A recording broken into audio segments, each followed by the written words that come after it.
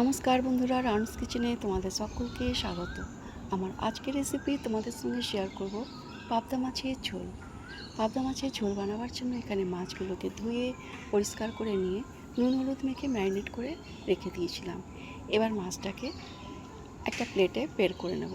এখানে আমার যতটা দরকার ততটাই বের করে নেব।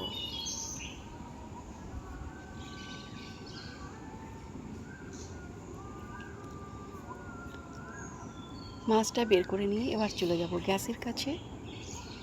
গ্যাসের উপরে একটি কড়াই চাপিয়ে দিয়েছি গরম হওয়ার জন্য। কড়াইটা গরম হয়ে গেলে এখানে আমি ঢেলে দেবো সর্ষের তেল।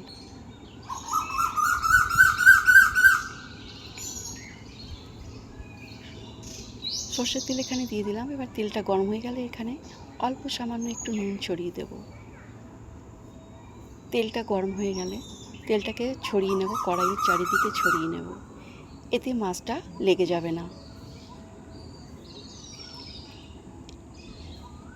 এবার মাছ আমি ভেজে নেব।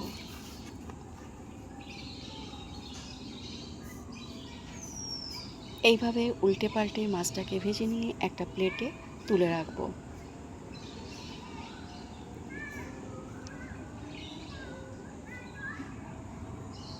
সব মাছ আমার ভাজা হয়ে গেছে, এবার প্লেটে তুলে রাখলাম। এই কড়াইতেই, মাছ ভাজার কড়াইতেই আমি দিয়ে দেবো কালো জিরে, তেজপাতা, ফোড়ন। ফোড়নটা ভাজা হচ্ছে ততক্ষণে একটা মশলা তৈরি করে নেব।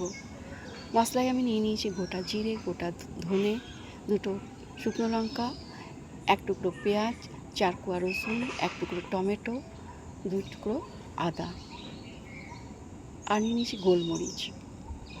এবার মশলাটাকে বেটে নিয়ে,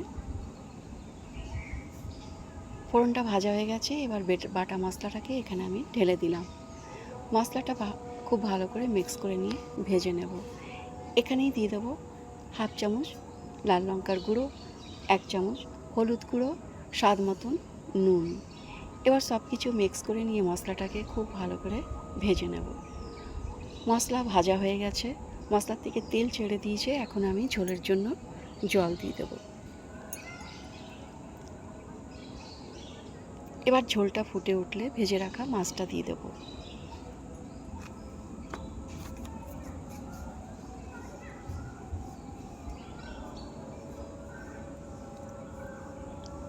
মাছ দেওয়ার পর 5 মিনিট হাই ফ্লেমে ফুটিয়ে নেব।